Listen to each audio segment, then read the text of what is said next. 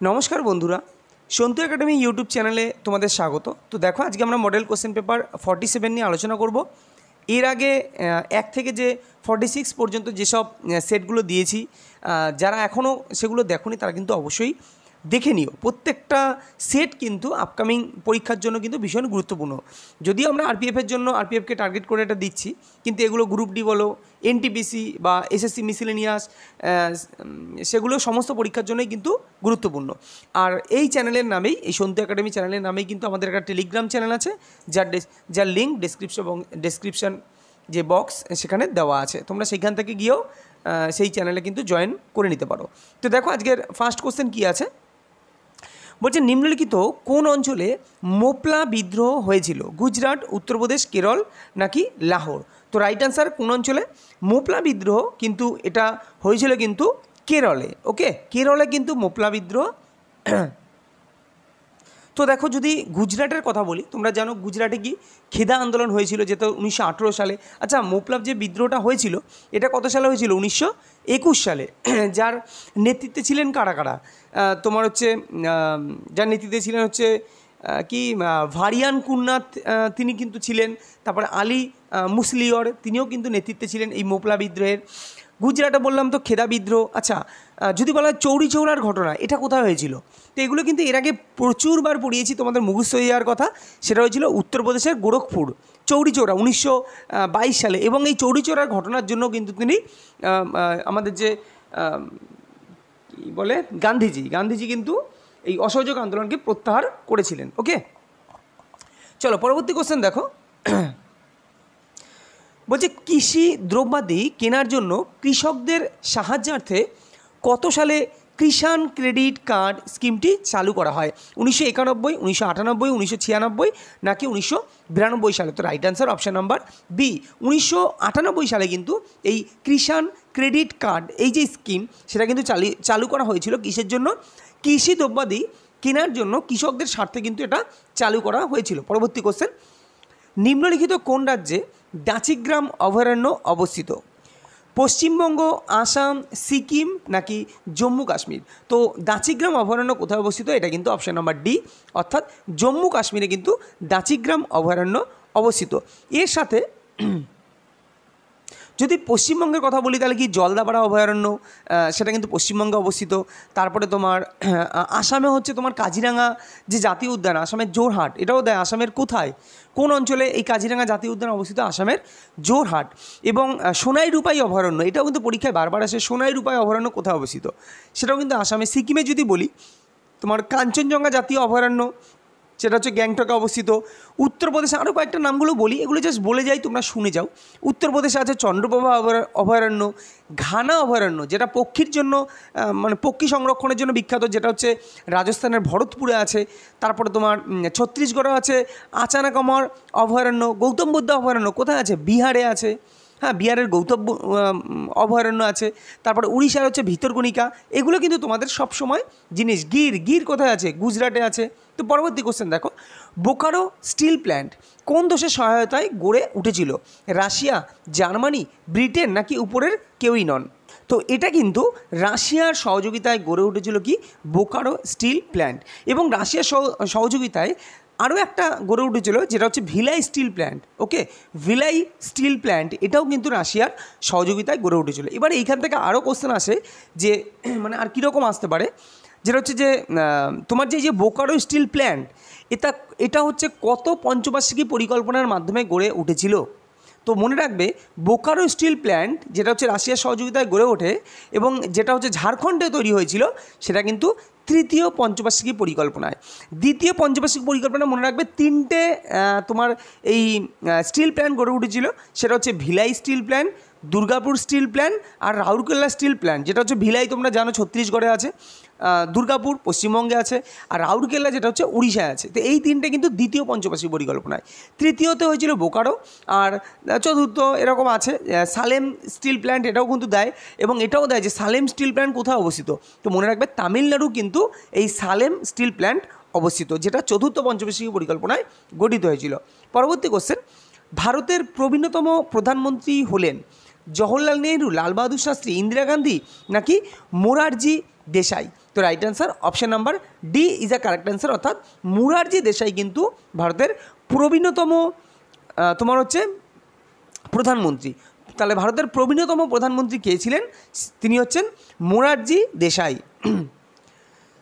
বলছে কোন ভাইসরয়ের সময়ে চৌরি চৌরা ঘটনার পরে অসহযোগ আন্দোলন প্রত্যাহার করা হয়েছিল? দেখো এইমাত্র কিছুক্ষণ আগে বললাম যে 1922 সালে চৌরি চৌরার ঘটনা হয়, যেটা হচ্ছে তারপরেই কিন্তু তোমার এই গান্ধীজি, মহাত্মা গান্ধীজি, তিনি কিন্তু অসহযোগ আন্দোলন প্রত্যাহার করেছিলেন। তাহলে বলছে তখন ভাইসরয় কে ছিলেন? Lord Chelmsford, lord Reading, lord Irwin নাকি লর্ড হার্ডিঞ্জ? তো right answer option number B is a right answer, অর্থাৎ লর্ড রিডিংয়ের সময় কিন্তু এই ঘটনা ঘটেছিল। এবং তার সময় এই লর্ড রিডিংয়ের সময় কিন্তু কাকরি ট্রেন দুর্ঘটনা, যেটা খুব আসে পরীক্ষায়, এই কাকরি ট্রেন দুর্ঘটনা যেটা 1925 সালে হয়েছিল, সেটাও কিন্তু তখন যে ভাইসরয় ছিলেন তিনিও কিন্তু তার সময় কিন্তু তোমার এই কাকরি ট্রেন দুর্ঘটনা যেটা হচ্ছে লর্ড রিডিংয়ের সময় হয়েছিল। এবং যদি বলি লর্ড চেমসফোর্ড যখন আছে, এটাও একটু জেনে নাও যে তার সময় গান্ধীজির যে চম্পারণ সত্যাগ্রহ এটা হয়েছিল, তারপরে জালিয়ানওয়ালাবাগের হত্যাকাণ্ড সেটাও কিন্তু তোমার লর্ড চেমসফোর্ডের সময় হয়েছিল। রাওলাট আইন, হ্যাঁ, এটাও তোমার লর্ড চেমসফোর্ডের সময় হয়েছিল। যদি বলি লর্ড হার্ডিঞ্জের সময় কী ঘটেছিল, খুব গুরুত্বপূর্ণ একটা ঘটনা কিন্তু লর্ড হার্ডিঞ্জের সময় কী হয়েছিল, সেটা হচ্ছে বঙ্গভঙ্গ রদ হয়েছিল, যেটা হচ্ছে 1911 সালে। এবং 1905 সালে কিন্তু তোমার বঙ্গভঙ্গ আরম্ভ হয় 1905 সালে। এবং তখন ভাইসরয় কে ছিলেন? Lord Curzon. তো এইগুলো কিন্তু পরীক্ষায় বারবার ঘুরিয়ে পেঁচিয়ে এদিক ওদিক করে আসে, এবং সেগুলোই কিন্তু আমি বারবার তোমাদের বলে দিই যেগুলো পরীক্ষায় আসে। চলো পরবর্তী কোশ্চেন দেখো। কুন্ডা পরিকল্পনা কোন নদীর তীরে গড়ে উঠেছে? কৃষ্ণা, তাপ্তি, পেরিয়ার নাকি ভাগীরথী? তো রাইট অ্যান্সার কী হবে? রাইট অ্যান্সার অপশান নাম্বার এ, কৃষ্ণা নদীর উপর কিন্তু এই কুন্ডা পরিকল্পনা বা কুন্দাও বলা হয়, তোমার হচ্ছে কুন্দা বা কুন্ডা, হ্যাঁ, এটা মনে রেখো। তো এই পরিকল্পনা গড়ে উঠেছে কিন্তু কৃষ্ণা নদীর উপর।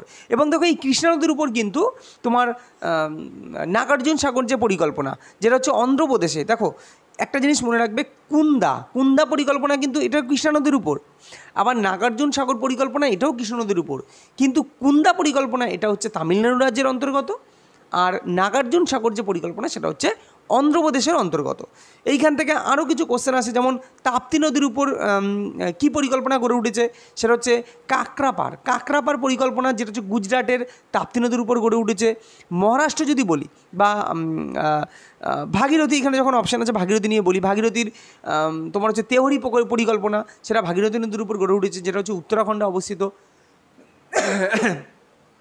আর পেরিয়ার তো তোমরা জানো, পেরিয়ার কিন্তু খুব ইম্পর্টেন্ট, ইদুক্কি পরিকল্পনা পেরিয়ার, যেটা কেরল রাজ্যে অবস্থিত। এবং পেরিয়ার নিয়ে একটা অভয়ারণ্যও আছে, পেরিয়ার অভয়ারণ্য, ওকে, যেটা কেরলে অবস্থিত। তো দেখো একটা মিল আছে, তুমি যদি একটা ভালো করে পড়ো না, দেখবে মিল করে পড়লে সব কিছু মনে থাকবে। তার মানে পেরিয়ার তোমার যে জায়গা, এই কি বলবো, পেরিয়ার যে নদী, সেই নদীর উপর যে পরিকল্পনা গড়ে উঠেছে বা বাঁধ গড়ে উঠেছে, সেটা হচ্ছে কি ইদুক্কি পরিকল্পনা। এবং পেরিয়ার নদী নামেই কিন্তু একটা কেরলে পেরিয়ার অভয়ারণ্য আছে। ওকে, চলো পরবর্তী কোশ্চেন। বলছে ইথাইল অ্যালকোহল ও গাঢ় সালফুরিক অ্যাসিডের মিশ্রণকে উত্তপ্ত করলে ইথিলিন পাওয়া যায়। এই প্রদত্ত বিক্রিয়াটি কী নামে পরিচিত? বলছে এটাকে জুতো বিক্রিয়া বলা হয় নাকি ইস্টারিফিকেশান, অ্যাকচুয়ালি ইস্টারি না, এটা এস্টারিফিকেশান বলে, ওকে, এস্টারিফিকেশান নাকি ফ্রিডেল-ক্রাফটস বিক্রিয়া নাকি পলিমারাইজেশন বিক্রিয়া? দেখো তোমরা জানো, এর আগেও আমি কিন্তু বারবার এগুলো বুঝিয়েছি। এই যে ইথাইল অ্যালকোহল, অর্থাৎ এটা তোমরা কিভাবে লিখবে, মানে যদি ভুলে যাও তার জন্য আমি জাস্ট বুঝিয়ে দিচ্ছি যে এটা হচ্ছে ইথাইল অ্যালকোহলের সঙ্গে C2H5OH প্লাস বলছে ইথাইল অ্যালকোহল ও গাঢ় সালফুরিক অ্যাসিড। গাঢ় সালফুরিক অ্যাসিডের মিশ্রণকে তুমি যদি অ্যালকোহলকে H2SO4 গাঢ় সালফুরিক অ্যাসিড দ্বারা বিক্রিয়া করো, এবং অ্যাসিডের উপস্থিতিতে, এইখানে দেখো এইখানে একটা জিনিস দেয়নি, ঠিক আছে, আমি তোমাদের বলে দিচ্ছি। এই ইথাইল অ্যালকোহল গাঢ় সালফুরিক অ্যাসিডের মিশ্রণকে কী দ্বারা? অ্যাসিডিক অ্যাসিড দ্বারা, কোনো অ্যাসিড দ্বারা। এখানে কোশ্চেনটা একটু ভুল আছে, বলছে গাঢ় সালফুরিক অ্যাসিড তো দিতেই হবে, আবার কোনো অ্যাসিড দিতে হবে। অ্যাসিড বলতে অ্যাসিডিক অ্যাসিড বা তুমি ফর্মিক অ্যাসিড, এরকম অ্যাসিড দিতে হবে। অ্যাসিডিক অ্যাসিডের সঙ্গে তোমরা জানো, অ্যাসিডিক অ্যাসিড হচ্ছে CH3 COOH। তো ইথাইল অ্যালকোহলের সঙ্গে গাঢ় সালফিউরিক অ্যাসিডের উপস্থিতিতে যদি অ্যাসিড দ্বারা বিক্রিয়া করো তাহলে একটা ইথিলিন না এটা ইথিলিন না এইখানে উৎপন্ন হবে তোমার হচ্ছে এটাকে বলা হয় একটা এস্টার উৎপন্ন হবে, ঠিক আছে, একটা এস্টার উৎপন্ন হবে। তো এটাকে বলা হয় এস্টারিফিকেশন বিক্রিয়া, ওটাকে বলা হয় এস্টারিফিকেশন বিক্রিয়া, একটা এস্টার উৎপন্ন হলে। আর যে ইথাইল অ্যালকোহল এবং গাঢ় সালফিউরিক অ্যাসিডের মিশ্রণকে যদি উত্তপ্ত করে জল মানে তোমার জল বেরিয়ে যায়, ফলে ইথিলিন উৎপন্ন হয়, তাহলে কিন্তু এটা বিক্রিয়াটা তখন হবে ডিহাইড্রেশন বিক্রিয়া। ভালো করে বোঝো, এখানে কোশ্চেনটা কিন্তু ভুল দেওয়া আছে, আমি আবারও বলছি, একটা পেজ নিয়ে বোঝাচ্ছি তোমাদের। দেখো বলছে ইথাইল অ্যালকোহল, আমি বাংলায় লিখে দিচ্ছি, ইথাইল অ্যালকোহল। যদি ইথাইল অ্যালকোহল এর সঙ্গে আমরা কোনো অ্যাসিডের বিক্রিয়া করি, অ্যাসিড সেটা অ্যাসিডিক অ্যাসিডই ধরলাম, অ্যাসিটিক অ্যাসিড, যদি এর বিক্রিয়া করি কার উপস্থিতিতে, কিসের উপস্থিতিতে, কনসেন্ট্রেট মানে গাঢ় H2SO4 এর উপস্থিতিতে যদি বিক্রিয়া করি, তাহলে এখানে একটা এস্টার উৎপন্ন হয়, একটা এস্টার উৎপন্ন হয়। তখন এই বিক্রিয়াকে বলা হয় এস্টারিফিকেশন বিক্রিয়া। কিন্তু আমাকে কোশ্চেনে কি দিয়েছে, কিন্তু অপশানে আবার সেটা দিইনি। তো কোশ্চেনে দিয়েছে যে ইথাইল অ্যালকোহল, যার সংকেত হচ্ছে CH3CH2OH। দেখো CH3CH2OH আর C2H5OH একই কথা। কোশ্চেনে দিয়েছে যে ইথাইল অ্যালকোহলকে যদি আমরা কনসেন্ট্রেট H2SO4 মানে সালফিউরিক অ্যাসিড H2SO4 দিই, তাহলে বলছে একটা ইথিলিন উৎপন্ন হয়। ইথিলিনের সঙ্গে কি CH2 ডবল বন্ড CH2, এই যে ইথিলিন উৎপন্ন হয়, এই বিক্রিয়াকে কি বলে? কিন্তু এই বিক্রিয়াটা যেটা কোশ্চেনে দিয়েছে সেই বিক্রিয়াকে কিন্তু বলা হয় ডিহাইড্রেশন বিক্রিয়া। কেন বলা হয়? কারণ এই বিক্রিয়া থেকে এখানে জল উৎপন্ন হয়, অর্থাৎ যে বিক্রিয়ায় জল বেরিয়ে যায় মানে জল উৎপন্ন হয় তাকে বলা হয় ডিহাইড্রেশন বিক্রিয়া। ক্লিয়ার? তাহলে এখানে অপশানে দেওয়া নেই, এর জন্য আমি এটা ডিটেলসে তোমাদের বলে দিলাম। ওকে, আশা করি তোমরা বুঝতে পেরেছো। চলো, তো এখানে অপশান কি দিয়েছিলাম, এটা এস্টারিফিকেশান, মানে আমি যেটা, এটা অ্যাকচুয়ালি এস্টারিফিকেশান নয়, যে কোশ্চেনে দেওয়া আছে সেটা হচ্ছে ডিহাইড্রেশন বিক্রিয়া, আর এস্টারিফিকেশান মানে কি সেটা তোমাদের বলে দিলাম। ওকে, চলো পরবর্তী কোশ্চেন। বলছে কেউতি জলপ্রপাত কোন রাজ্যে অবস্থিত? কর্ণাটক, মধ্যপ্রদেশ, বিহার নাকি ঝাড়খণ্ড? তো right answer option number B, অর্থাৎ মধ্যপ্রদেশে কিন্তু এই কেউতি জলপ্রপাত অবস্থিত, এবং সেটা হচ্ছে মাহানা নদীর উপর। এটাও কিন্তু দেয় যে জলপ্রপাত এবং তার সংশ্লিষ্ট যে নদীগুলো সেগুলো কিন্তু তোমাদের মনে রাখতে হবে। আর তোমরা জানো যে ভারতের উচ্চতম জলপ্রপাত কোনটা? সেটা হচ্ছে কুঞ্চিকল জলপ্রপাত, উচ্চতম জলপ্রপাত, যেটা হচ্ছে তোমার কর্ণাটক রাজ্যে অবস্থিত এবং বরাহি নদীর উপর, এটাও কিন্তু মনে রাখবে। তারপরে শিব সমুদ্রম কর্ণাটকে অবস্থিত। কর্ণাটকে অনেক কটা জলপ্রপাত আছে, শিব সমুদ্রম আছে, তারপরে তোমার কুঞ্চিকল তো বললাম যেটা উচ্চতম ভারতের, তারপর গের সোপ্পা বা যোগ জলপ্রপাত, এটাও কিন্তু কর্ণাটকে, যেটা হচ্ছে সরাবতী নদীর উপর অবস্থিত। কেউতি জলপ্রপাত তো বললাম, সেটা হচ্ছে মধ্যপ্রদেশে অবস্থিত। ঝাড়খণ্ডের সুবর্ণরেখা নদীর উপর যেটা হচ্ছে হুন্ডু জলপ্রপাত, এটাও কিন্তু পরীক্ষায় খুব আসে। চলো পরবর্তী কোশ্চেন কি আছে, ভারতের চিনির পাত্র বলা হয় কোন রাজ্যকে? পাঞ্জাব, হরিয়ানা, উত্তরপ্রদেশ নাকি মহারাষ্ট্র? তার right answer option number C is the right answer, অর্থাৎ চিনির পাত্র বলা হয় উত্তরপ্রদেশকে, কেননা সেইখানে হচ্ছে, এবং উত্তরপ্রদেশে কিন্তু ইক্ষু গবেষণাগার আছে, তাই না? ইক্ষু গবেষণাগার উত্তরপ্রদেশেই আছে। প্রার্থনা সমাজ কে প্রতিষ্ঠা করেন? আত্মারাম পাণ্ডুরঙ্গ, কেশবচন্দ্র সেন, দেবেন্দ্রনাথ ঠাকুর নাকি রাজা রামমোহন রায়? তো তোমাদের এটা অনেকবার শিখিয়ে দিয়েছি যে আমরা প্রার্থনা করি আত্মা দিয়ে, তো আত্মারাম পাণ্ডুরঙ্গ। এবার কিন্তু একটু রিপিট কোশ্চেন থাকবে মাঝে মাঝেই, কেননা অনেক জিকে করানো হয়ে গেছে, আজকে 47 নম্বর সেট চলছে, তো রিপিট কিন্তু থাকবে, তোমরা দেখবে কতটা কি পারছো, নিজেদেরকে যাচাই করে নেবে। আর এই কারণে কিন্তু আমি টেলিগ্রাম চ্যানেলে কিন্তু আগে পিডিএফটা তোমাদের দিয়ে দিই, অ্যান্সারের পিডিএফ দিই না, কোশ্চেনের পিডিএফ দিই, যে তোমরা জানো নিজেরা একটা টাইম বের করে এই 50টা কোশ্চেন চেষ্টা করবে 15 মিনিটের মধ্যে 50টা কোশ্চেন করার টাইম বের করে তোমরা করে নিয়ে তারপরে আমার সাথে তোমরা চেক করো কতগুলো পারছো। ওকে, আর যদি বলি কেশবচন্দ্র সেন, তিনি কোন সংগঠনের তিনি প্রতিষ্ঠাতা ছিলেন? কেশবচন্দ্র সেন হচ্ছে ভারতীয় সরি কেশবচন্দ্র সেন হচ্ছে হ্যাঁ ব্রাহ্ম সমাজ, তাই না? কেশবচন্দ্র সেন হচ্ছে ব্রাহ্ম সমাজ, এবং যেটা হচ্ছে কলকাতায় অবস্থিত এই ইয়েটা। আত্মীয় সভাকে, আত্মীয় সভা তো রাজা রামমোহন রায়, তোমরা জানো, অনেকবার পড়েছো রাজা রামমোহন রায় আত্মীয় সভা। তারপরে দেবেন্দ্রনাথ ঠাকুরের যদি বলি, তার প্রতিষ্ঠিত যে সংগঠন সেটা হচ্ছে Tattwabodhini Sabha, Debendranath Thakur, David Hare school book of society, sir William Jones Asiatic society. তো এইগুলো কিন্তু সবসময় তোমাদের মনে রাখতে হবে। পরবর্তী কোশ্চেন কী আছে, পশ্চিমবঙ্গের বিধান পরিষদের সর্বশেষ সভাপতি কে ছিলেন? খুবই গুরুত্বপূর্ণ কোশ্চেন। তোমরা জানো যে আগে পশ্চিমবঙ্গে কিন্তু দুটো অ্যাসেম্বলি ছিল, একটা হচ্ছে বিধান পরিষদ আর একটা হচ্ছে বিধানসভা। এখন যেটা বিধানসভা আছে কিন্তু বিধান পরিষদ নেই। এখন বিধান পরিষদ দেখো পরীক্ষায় আসে যে এর আগে অনেকবার করিয়েছি, তো তোমরা অনেকেই জানো যে এখন বর্তমানে কটি রাজ্যের দুটো তোমার আছে, মানে বিধান পরিষদও আছে, বিধান সভাও আছে। তো এটা তোমরা জেনে রাখবে, এবং তোমরা অনেকেই জানো কোন কোন রাজ্যের আছে সেই নামগুলো মনে রাখবে। তো পশ্চিমবঙ্গের কিন্তু এখন বিধানসভা আছে। তো বিধান পরিষদের সর্বশেষ সভাপতি কে ছিলেন? প্রতাপচন্দ্র গুহ, শ্যামাপ্রসাদ মুখার্জি, বিমান ব্যানার্জি, নাকি উপরের কেউই নন? তো right answer option number A, Pratapchandra Guha, তিনি কিন্তু পশ্চিমবঙ্গের বিধান পরিষদের সর্বশেষ সভাপতি। এবার তোমরা আমাকে অ্যান্সার দাও, মানে আমাকে কমেন্টে এটা জানিও যে কত সালে পশ্চিমবঙ্গ রাজ্য থেকে বিধান পরিষদ এটা বন্ধ করে দেওয়া হয়েছিল, বা শুধুমাত্র বিধানসভা চালু করা হয়েছে, এটা কত সাল থেকে? চলো পরবর্তী কোশ্চেন কী আছে, বার্লিন শহরটি কোন নদীর তীরে অবস্থিত? Thames, Avon, Spree, Tigris. তো বার্লিন শহর কিন্তু তোমার স্প্রি নদীর তীরে কিন্তু অবস্থিত বার্লিন শহর। নেক্সট, ক্যাচ ক্যান শব্দটি কোন খেলার সঙ্গে জড়িত? ভীষণই গুরুত্বপূর্ণ কিন্তু, ভীষণই গুরুত্বপূর্ণ। ক্যাচ ক্যান শব্দটি কোন খেলার সঙ্গে জড়িত? কুস্তি, ভারোত্তোলন, বক্সিং, নাকি ভলিবল? তো এটা কিন্তু অপশান নাম্বার এ অর্থাৎ কুস্তির সাথে জড়িত কিন্তু এই ক্যাচ ক্যান। তো ভীষণই গুরুত্বপূর্ণ, এটা কিন্তু মনে রেখো। এছাড়াও কিন্তু বাকি যেসব খেলাগুলো আছে এগুলো তোমরা দেখে নেবে, তাদের সাথে জড়িত কিছু শব্দ যেগুলো পরীক্ষায় বারবার এসছে সেগুলোই কিন্তু আমি আলোচনা করে দিয়েছি এর আগে প্রত্যেকটা ভিডিওতে। তো যারা আপকামিং যে কোনো পরীক্ষা দিতে যাবে, আমার যদি 47 বা এই যে মোটামুটি 1 থেকে 47টা ভিডিও তোমরা যদি দেখো না, তোমরা দেখবে তোমাদের জিকেটা অনেক স্ট্রং হয়ে যাবে। পরবর্তী কোশ্চেন বলছে, স্বয়ংক্রিয় ফিউজ তার তৈরিতে নিচের কোনটি ব্যবহার করা হয়? Gun metal, Dutch metal, Muntz metal, নাকি রোজ মেটাল? তো স্বয়ংক্রিয় ফিউজ তার যেটা তৈরি করা হয় সেটা হচ্ছে রোজ মেটাল দিয়ে। এবার পরীক্ষা আসে এই যে রোজ মেটাল, গান মেটাল, এগুলোতে কোন কোন সংকর ধাতু থাকে, মানে এগুলো তো সব সংকর ধাতু, তো কোন কোন ধাতু দিয়ে এইসব জিনিস তৈরি হয় এটা কিন্তু পরীক্ষায় আসে।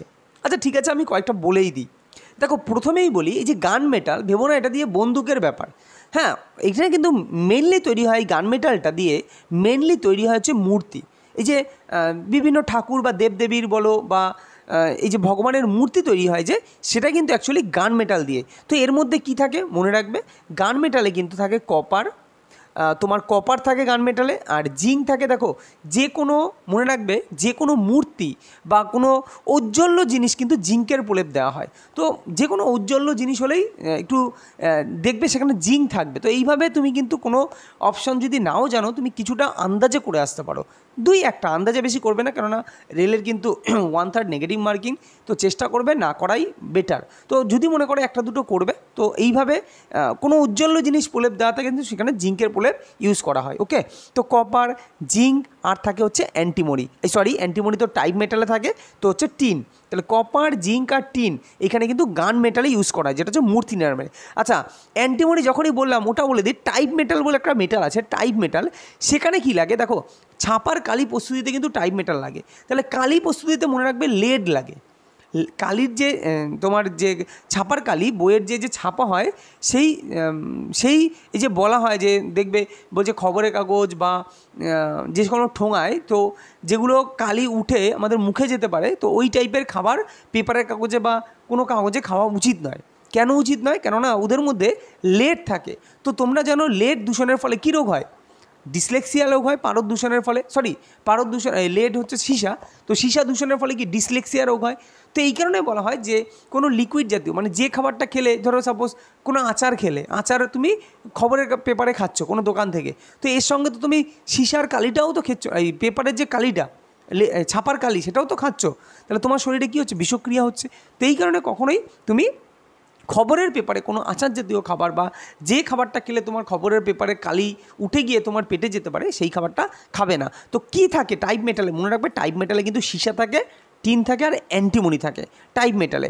আচ্ছা, তোমার যদি মুঞ্জ মেটাল বলি বা ডাচ মেটালের কথা বলি, ডাচ মেটাল থাকে কপার আর জিঙ্ক। কপার আর জিঙ্ক এই দুটো থাকে ডাচ মেটালে, ক্লিয়ার। আর যেটা হচ্ছে রোজ মেটাল, যেটা হচ্ছে স্বয়ংক্রিয় ফিউজ তৈরিতে ব্যবহার করা হয়, সেখানে মনে রাখবে সীসা টিন তো থাকেই, সীসা টিন থাকবেই, অর্থাৎ লেড আর টিন থাকেই, তার সাথে মনে রাখবে বিসমাথ। তো এই যে এক্সট্রা যুক্ত হচ্ছে, এই এক্সট্রা যুক্ত দিয়ে তোমাকে মনে রাখতে হবে এটা হচ্ছে বিসমাথের ব্যাপারটা আসলে রোজ মেটাল হবে, ঠিক আছে। ডাচ মেটালে শুধুমাত্র কপার জিঙ্ক থাকে, আর কপার জিঙ্কের সঙ্গে যখনই টিন যুক্ত হয়ে যায় তখন হয়ে যায় গান মেটাল।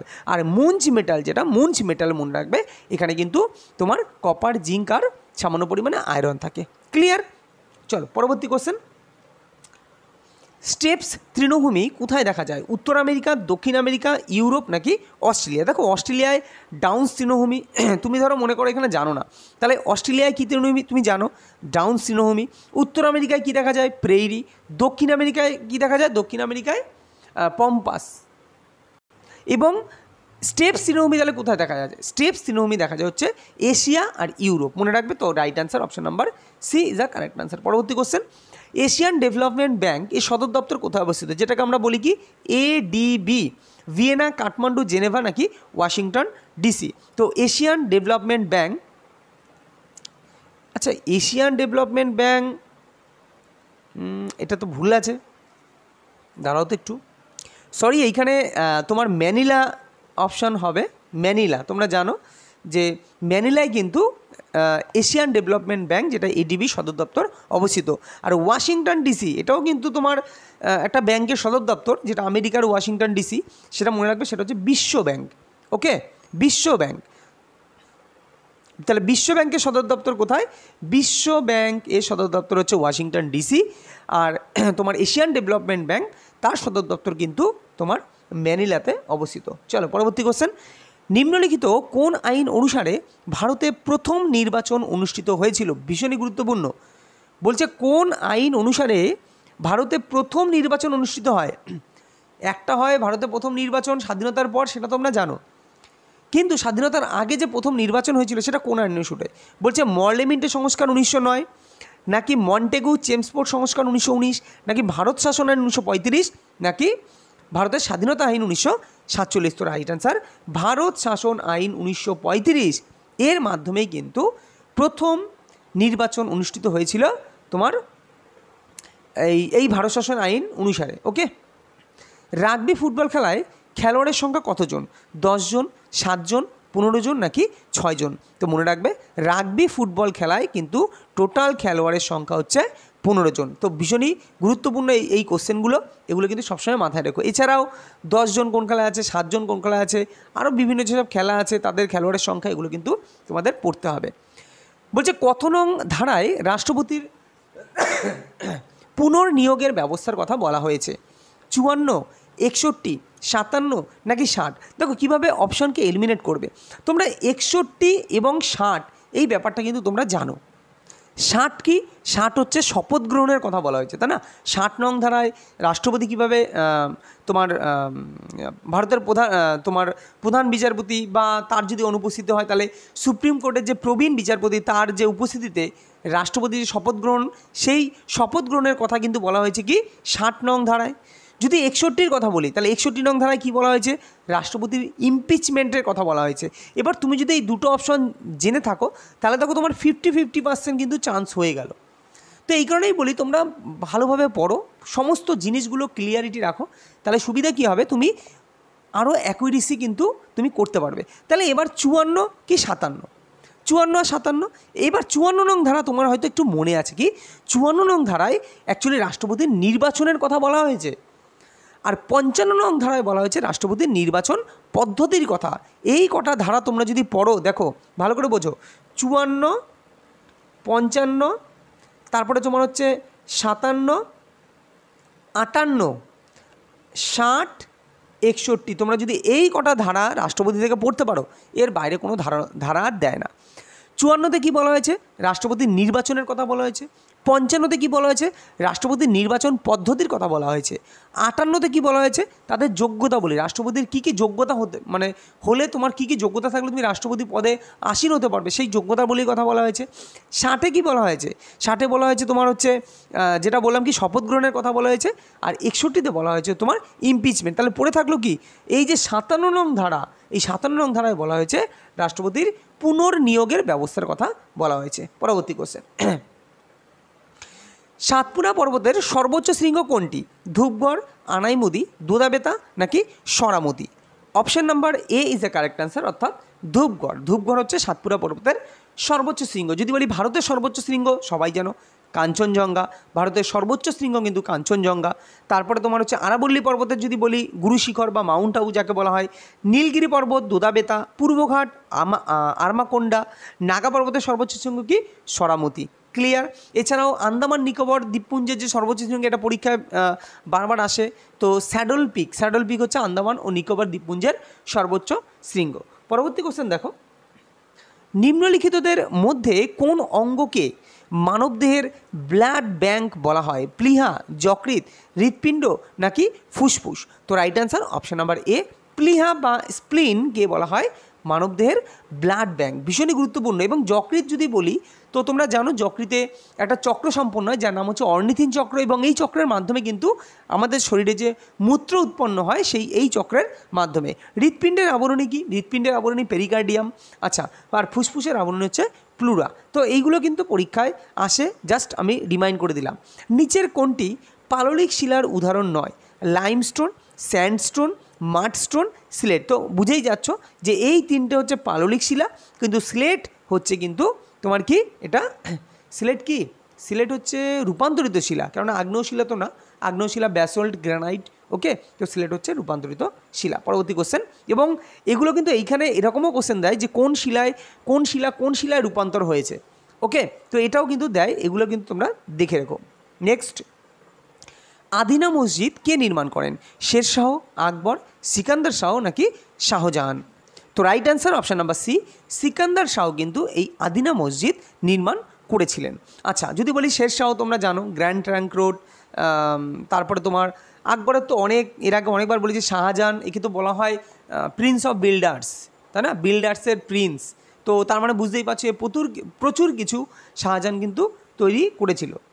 চলো, কোন কমিটির সুপারিশে নাবার্ড গঠিত হয়েছিল, শিবরামন কমিটি, শরণ সিং কমিটি, কেলকার কমিটি নাকি লাহিড়ী কমিটি? তো প্রত্যেকটা কমিটি কিন্তু তোমরা জানো, ও শিবরামন কমিটির সুপারিশে কিন্তু নাবার্ড গঠিত হয়েছিল। শরণ সিং কমিটির মাধ্যমে কী হয়েছিল, 42তম সংশোধনীর মাধ্যমে কিন্তু যে মানে 42তম যে সংশোধন তার মাধ্যমে যে ধর্মনিরপেক্ষতা বা মৌলিক কী জানো 42তম মৌলিক কর্তব্য, তাই না, মৌলিক কর্তব্য, এইটাও কিন্তু যুক্ত করা হয়েছিল 42তম সংবিধান সংশোধনের মাধ্যমে। তো এই শরণ সিং কমিটির সুপারিশে কিন্তু এটা তৈরি করা হয়েছিল। তো এই শিবরামন কমিটির সুপারিশে কিন্তু নাবার্ড গঠিত হয়েছিল। এবং এটা পরীক্ষায় দেয় যে এই নাবার্ড গঠিত যে হয়েছিল সেটা কততম পঞ্চবার্ষিকী পরিকল্পনার মাধ্যমে?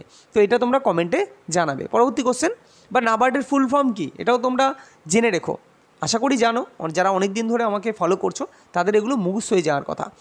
1978 সালের আগে সম্পত্তির অধিকারকে কত নং ধারায় মৌলিক অধিকার হিসেবে বিবেচিত হতো? কোশ্চেনটা দেখো ভালো করে, বলছে 1978 সালে সম্পত্তির অধিকারকে চেঞ্জ করা হয়েছে, ওকে। দেখো 1976 সালে কি করা হয়েছে ভালো করে বুঝবে। 1976 সালে 42তম সংবিধান সংশোধনের মাধ্যমে কিন্তু ওই আমাদের সংবিধানের প্রস্তাবনায় কিছু চেঞ্জ করা হয়েছিল। ক্লিয়ার?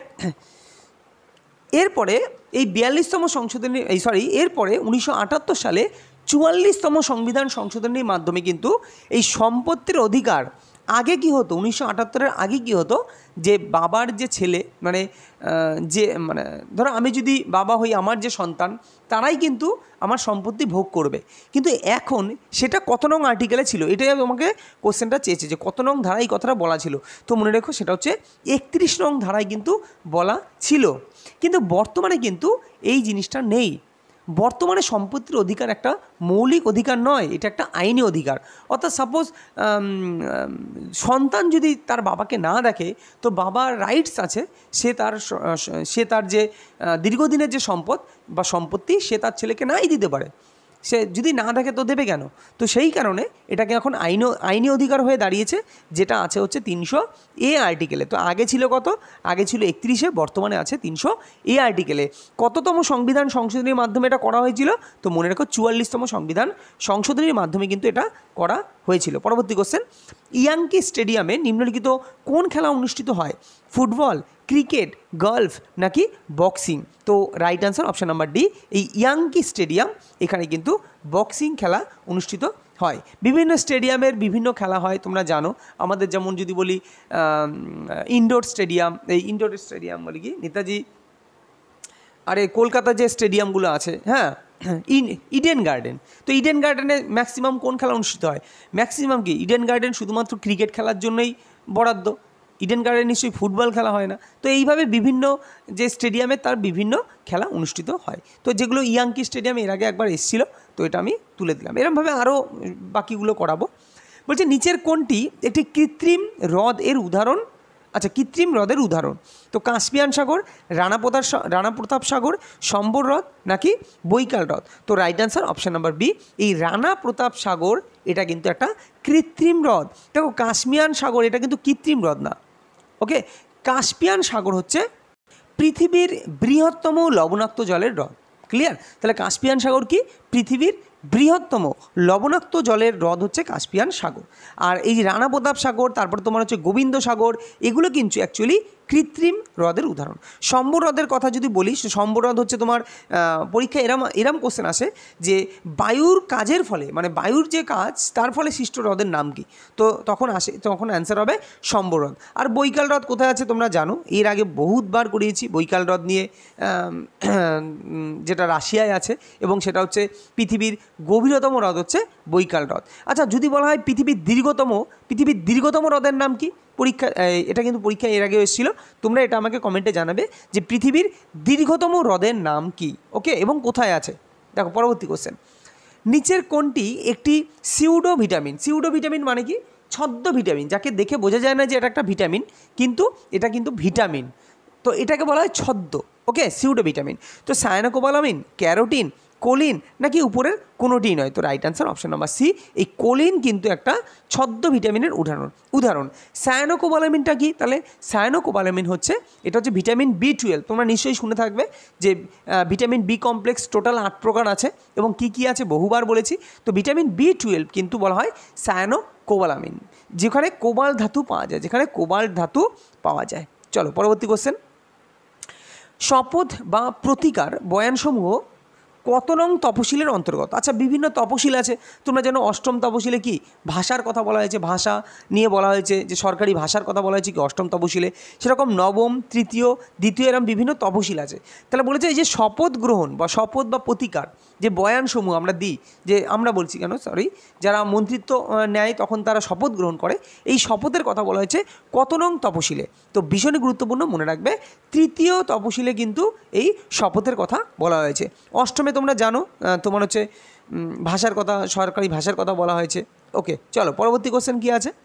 আর বাকিগুলো কিন্তু তপশিল মোটামুটি যেগুলো খুব আসে সেগুলো কিন্তু তোমরা পড়ে নেবে। নিম্নের কোন কমিটি মণ্ডল পঞ্চায়েত গঠনের সুপারিশ দেয়? বলবন্ত রায় মেহতা কমিটি। তো দেখো এটা তো খুব সুন্দরভাবে বুঝিয়েছিলাম যে বলবন্ত আছে, রায় আছে, মেহতা আছে, তো 3 জন ব্যক্তি আছে, তাই এটা হচ্ছে ত্রিস্তর পঞ্চায়েত, তাই না? ত্রিস্তর পঞ্চায়েত গঠনের যে সুপারিশ দেয় সেটা হচ্ছে Balwant Rai Mehta committee. Narasimham committee, Ashok Mehta committee, Vengal Rao committee. তো নরসিংহম এবং ভেঙ্গল রাও এরা হচ্ছে আলাদা। তো রাইট অ্যান্সার এখানে দুটো আছে, এই যে অশোক আছে আর মেহতা আছে। তো দ্বিস্তর পঞ্চায়েত,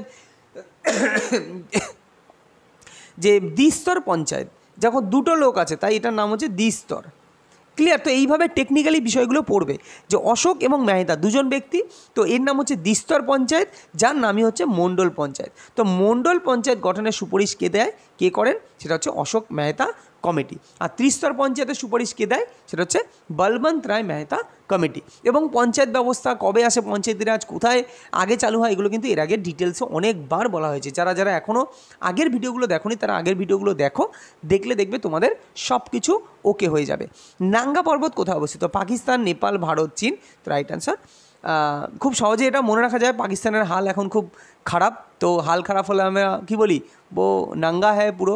তো পাকিস্তান, ঠিক আছে, তো পাকিস্তান হচ্ছে, সেখানে কিন্তু নাঙ্গা পর্বত অবস্থিত। পুনা চুক্তি কাদের মধ্যে হয়েছিল? মহাত্মা গান্ধী আম্বেদকর, মহাত্মা গান্ধী জিন্নাহ, নাকি বাল গঙ্গাধর তিলক আম্বেদকর, নাকি জিন্নাহ ও নেতাজি? তো রাইট অ্যান্সার মহাত্মা গান্ধী ও আম্বেদকরের মধ্যে কিন্তু এই পুনা চুক্তি হয়েছিল। এবং কত সালে হয়েছিল এটা তোমরা কমেন্ট বক্সে আমাকে জানাবে যে পুনা চুক্তি হয়েছিল কত সালে। এটা কিন্তু পরীক্ষায় এর আগে বহুবার এসছে, ভীষণই গুরুত্বপূর্ণ কোশ্চেন। পরবর্তী কোশ্চেন দেখো, সঞ্চয়ী কোষ, আচ্ছা সঞ্চয়ী কোষ বলতে এখানে কী বলা হয়েছে? যেমন ব্যাটারি ফ্যাটারি এগুলো আমরা কি বলি? সঞ্চয়ী কোষ, মানে যেখানে তোমার তড়িৎ ধরে রাখতে সাহায্য করে, যেসব কোষগুলো তড়িৎকে ধরে রাখে। ব্যাটারি তড়িৎকে ধরে তো রাখে না, তারপরে আমরা টর্চে লাগাই, সেখান থেকে আলো পাই। তো এই যে সঞ্চয়ী কোষ, সেখানে কোন ধাতু ব্যবহার করা হয়? তামা, সীসা, অ্যালুমিনিয়াম, নাকি জিঙ্ক ধাতু ব্যবহার করা হয়? তো রাইট আনসার সঞ্চয়ী কোষে কিন্তু সীসা ব্যবহার করা হয়, লেড। ওকে, চলো পরবর্তী কোশ্চেন। ভারতীয় সংবিধানের কত নং ধারায় মৌলিক অধিকারের কথা বলা হয়েছে? খুবই easy question. Part 1, part 4, part 3, part 2। তো প্রত্যেকটা পার্টে, বিশেষ করে আমি তোমাদের বলি, পার্ট 1 থেকে 4A পর্যন্ত, এবং পার্ট 5 মানে ভি, সেইটা অন্তত। আর কিছু পার্ট আছে যেমন দ্বাদশ, তারপরে দ্বাদশ বলছি কেন, সরি, হ্যাঁ দ্বাদশ, তারপরে একাদশ, তারপরে তোমার হচ্ছে 14তম যে পার্ট, হ্যাঁ টোটাল 22টা পার্ট আছে। তোমরা জানো আমাদের সংবিধানের টোটাল 22টা পার্ট আছে। তো এর মধ্যে সব পার্ট পড়তে হয় না, যেগুলো নিয়ে আমি আলোচনা করছি তুমি সেগুলোই পড়ো, দেখবে কমন পাবে। ক্লিয়ার? তো মৌলিক অধিকারের কথা বলা হয়েছে কিন্তু পার্ট 3-তে, তাই কি না? পার্ট 1-এ কী বলা হয়েছে? তোমার পার্ট 1-এ তোমার ভারতের যে বিভিন্ন অঙ্গরাজ্যের কথা বলা হয়েছে, বা ভারতের সীমানার কথা বলা হয়েছে। পশ্চিমবঙ্গের পশ্চিমবঙ্গ বলছি কেন, যেসব অঙ্গরাজ্য যে সীমানা হবে তাদের সীমানার কথা বলা হয়েছে। পার্ট 2-তে কী বলা হয়েছে? নাগরিকত্ব, সিটিজেনশিপ বিল নিয়ে করা হয়েছে, নাগরিকত্ব নিয়ে বলা হয়েছে। পার্ট 3-তে কী বলা হয়েছে? পার্ট 3-তে মৌলিক অধিকারের কথা বলা হয়েছে। পার্ট 3-তে মৌলিক অধিকার, হ্যাঁ ঠিকই। আর পার্ট 4-এ কী বলা হয়েছে? যেটা হচ্ছে ডিপিএসপির কথা কিন্তু বলা হয়েছে পার্ট 4-এ। চলো পরবর্তী কোশ্চেন। এবং মৌলিক অধিকার কোথা থেকে নেওয়া হয়েছে এগুলো কিন্তু জেনে রাখবে, আমেরিকার সংবিধান থেকে। তোমরা জানো এগুলো। কোন অলিম্পিক গেমসে প্রথম হকি খেলা শুরু হয়? দেখো বিভিন্ন অলিম্পিক গেমে কিন্তু বিভিন্ন খেলা শুরু হয়েছিল। তো আমাকে চেয়েছে হকি খেলা শুরু হয় প্রথম কোন অলিম্পিক গেমসে? লন্ডন, প্যারিস, স্টকহোম, নাকি আমস্টারডাম? তো রাইট অ্যান্সার অপশান নাম্বার এ, অর্থাৎ লন্ডন অলিম্পিক গেমসে কিন্তু তোমার প্রথম কিন্তু হকি খেলা শুরু হয়েছিল, যেটা হচ্ছে 1908 সালে। 1908 সালে কিন্তু প্রথম হকি খেলা, অলিম্পিকে প্রথম হকি খেলা শুরু হয়েছে লন্ডন অলিম্পিকে। ক্লিয়ার? প্যারিস অলিম্পিক কিন্তু ভীষণ গুরুত্বপূর্ণ, বারবার বলছি প্যারিস কিন্তু ভীষণ গুরুত্বপূর্ণ। কেন গুরুত্বপূর্ণ? প্রথম এই 1900 সালে যে প্যারিস অলিম্পিক হয়েছিল, 1900 সালে যে প্যারিস অলিম্পিক হয়েছিল, সেখানে মহিলাদের অংশগ্রহণ প্রথম ঘটে কিন্তু এই প্যারিস অলিম্পিকে। প্রথম ফুটবলের যদি সূত্রপাত ঘটে সেটাও প্যারিস অলিম্পিকে। এবং প্রথমবার ও শেষবার ক্রিকেট, মানে অলিম্পিক গেমসে ক্রিকেটের মানে প্রথমবার অন্তত ক্রিকেট খেলা শুরু হয় কিন্তু এই প্যারিস অলিম্পিকে। ক্লিয়ার? এবং আরও প্যারিস অলিম্পিক নিয়ে গুরুত্বপূর্ণ সেটা হচ্ছে যে তোমার প্রথম ভারতীয়, যদিও সেটা অ্যাংলো ইন্ডিয়ান, প্রথম ভারতীয় অলিম্পিকে অংশগ্রহণকারী প্রথম ভারতীয়, সেটাও কিন্তু সেই প্যারিস অলিম্পিকে, যার নাম এটাও পরীক্ষায় দেয়। সেই প্রথম অলিম্পিকে অংশগ্রহণকারী প্রথম ভারতীয় যিনি অ্যাংলো ইন্ডিয়ার, তার নাম কি? তো মনে রাখবে নরম্যান প্রিচার্ড। কি বললাম? নরম্যান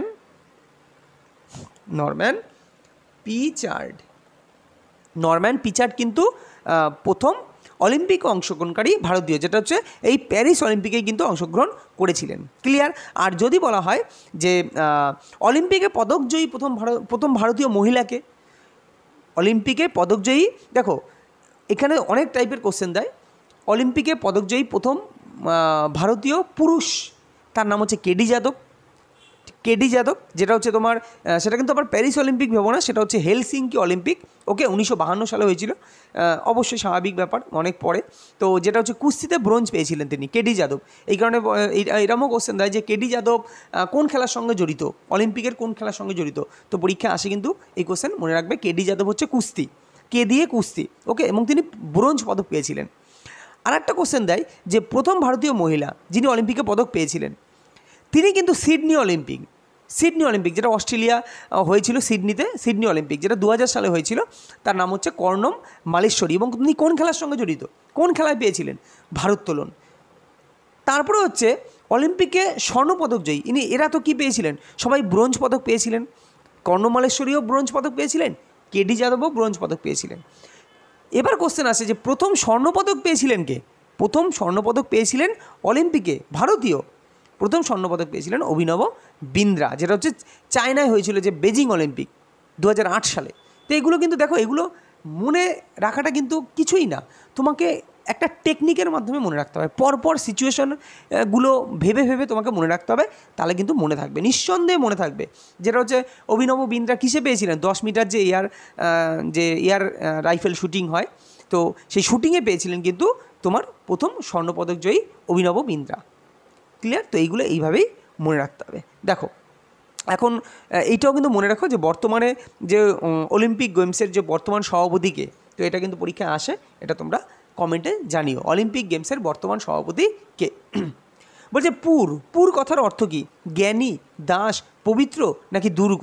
তো পুর কথার অর্থ হচ্ছে দুর্গ। পবিত্র তোমরা জানো খালসা, জ্ঞানী হচ্ছে বৌদ্ধ কথার অর্থ হচ্ছে জ্ঞানী। পরবর্তী কোশ্চেন, ভারতের প্রাচীনতম তৈল শোধনাগারটি হলো হলদিয়া, ডিগবয়, বরোদা নাকি মুম্বাই? তো অসমের যে ডিগবয় সেটা হচ্ছে ভারতের প্রাচীনতম তৈল শোধনাগার। পরবর্তী কোশ্চেন, নিচের কোন ধর্মকে কাজে লাগিয়ে শহরের বিভিন্ন জায়গায় জল সরবরাহ করা হয়? তরলের কৈশিকতা। দেখো কৈশিকতা দিয়ে কি করা হয়? এই যে তরল একটা মানে কোনো পাইপ দিয়ে ধরো আমি একটা কিছু জলের মধ্যে একটা পাইপ ঢোকালাম, এই যে পাইপ বেয়ে তরলটা উপরে উঠছে, এটাকে বলা হয় কৈশিকতা। পৃষ্ঠটান কি? এগুলো কিন্তু এর আগে বহুবার বলেছি। দেখো একটা ভিডিওর মাধ্যমে সমস্ত কিছু বলা তো সম্ভব না, তাহলে ভিডিও অনেক লেন্দি হয়ে যাবে এবং তোমরাই বোরিং ফিল করবে। তো এই কারণে আমি চেষ্টা করি যেগুলো এক্সট্রা এর আগে বলেছি সেগুলো বলার চেষ্টা করি না, আর যেগুলো নতুন কিছু পাই সেগুলো বলি। হ্যাঁ, কৈশিকতা বলেছি, পৃষ্ঠটানও বলেছি, পৃষ্ঠটান কী ব্যাপার এর আগে ভিডিওগুলো দেখো। তরলের সান্দ্রতা নিয়ে বলেছি। আর তাহলে এই যে বাকি তো তোমরা সব কটা যদি অপশান জানো, তাহলে পড়ে আছে কি তরলের সমোচ্চশীলতা। এই সমোচ্চশীলতার মাধ্যমেই কিন্তু এই ধর্মকে কাজে লাগিয়ে কিন্তু শহরের বিভিন্ন জায়গায় কি জল সরবরাহ দেওয়া হয়। পরবর্তী কোশ্চেন, মারিয়ানা খাত কোন মহাসাগরে অবস্থিত? ভারত মহাসাগর, আটলান্টিক মহাসাগর, প্রশান্ত মহাসাগর এবং দক্ষিণ মহাসাগর। তো আমরা জানো পৃথিবীর সর্ববৃহৎ মহাসাগর প্রশান্ত মহাসাগর, এবং সেখানেই কিন্তু মারিয়ানা খাত কিন্তু অবস্থিত। প্রস্তাবনার ভাষা কোন দেশের সংবিধান থেকে নেওয়া হয়েছে? আমেরিকা। দেখো আমেরিকা কিন্তু প্রস্তাবনাকে নেওয়া হয়েছে, প্রস্তাবনার ভাষা নেওয়া হয়েছে কিন্তু অস্ট্রেলিয়ার সংবিধান থেকে। বহুবার বলেছি প্রস্তাবনার ভাষা নেওয়া হয়েছে অস্ট্রেলিয়ার সংবিধান থেকে, আর প্রস্তাবনাটাকে নেওয়া হয়েছে তোমার আমেরিকার সংবিধান থেকে। দক্ষিণ আফ্রিকা থেকে কি সংবিধান সংশোধন পদ্ধতি, জাপান সুপ্রিম কোর্ট গঠনের পদ্ধতির কথা বলে। পরবর্তী কোশ্চেন, বিন্দুসারের রাজত্বকালে নিম্নলিখিত কোন ব্যক্তি ভারতে আসেন? আলবিরুনি, ডেইমাকাস, ইবন বতুতা নাকি পিয়েত্রে ভ্যালে? তো বিন্দুসারের রাজত্বকালে ভারতে আসেন কে? তিনি হচ্ছেন ডেইমাকাস। আলবিরুনি তোমরা জানো কার রাজত্বকালে, ইবন বতুতা বহুবার বলেছি, পিয়েত্রে ভ্যালে এগুলো তোমরা জানো। তো ডেইমাকাসটা মনে রেখো, ডেইমাকাস হচ্ছে কি বিন্দুসারের রাজত্বকালে কিন্তু ভারতে আসেন। রাজাভোজ বিমানবন্দর কোথায় অবস্থিত? ভোপাল, দেরাদুন, অমৃতসর নাকি রাঁচিতে অবস্থিত?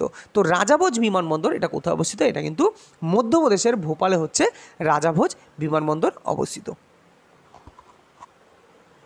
দেখো পরবর্তী কোশ্চেন কি আছে, বলছে নিচের কোনটি তৃতীয় শ্রেণীর লিভারের উদাহরণ? তৃতীয় শ্রেণীর লিভার বলেছে, বলছে নৌকার দাঁড়, কাঁচি, বেলচা, মানুষের হাত। তো right answer option number D, মানুষের হাত হচ্ছে তৃতীয় শ্রেণীর লিভার। তো এবার আমি একটা জিনিস বলি, দেখো এই টাইপের কোশ্চেন কিন্তু খুব দেয়, তো আমি তোমাদের মনে থাকে না, আমি লিভার নিয়ে একটা ভিডিও, ছোট্ট করে একটা ভিডিও বানিয়ে তোমাদের দেবো, যাতে লিভারের কোনো মানে তুমি যদি কাঁচি দেখতে কেমন এটা যদি তোমরা জানো, তাহলে তুমি কিছুটা আইডিয়া পেয়ে যাবে যে কাঁচি কোন শ্রেণীর লিভার হবে। তো এইভাবে তোমাদের একটা ভিডিও বানিয়ে আমি দেবো, হ্যাঁ, যাতে তোমরা মুখস্থ করতে না হয়। যেমন নৌকার দ্বার, আমি যদি বলি নৌকার দ্বার, তাহলে তোমাকে হয় মুখস্থ করতে হবে, না হলে তোমাকে টেকনিকটা মাথায় রাখতে হবে যে আমি কী করে বুঝবো নৌকার দ্বার কোন শ্রেণীর লিভার। তো সেই জিনিসটা আমি তোমাদের করিয়ে দেবো ভিডিওর মাধ্যমে। ওকে, তো মানুষের হাত হচ্ছে কিন্তু মনে রাখবে তৃতীয় শ্রেণীর লিভার। পরবর্তী নৌকার দ্বার যেমন দ্বিতীয় শ্রেণীর লিভার, কী করে সেটা পরে আমি আলোচনা করে দেবো। নেক্সট বলছে চিনুক একটা বায়ু প্রবাহের উদাহরণ। বলছে এটা কেমন বায়ু?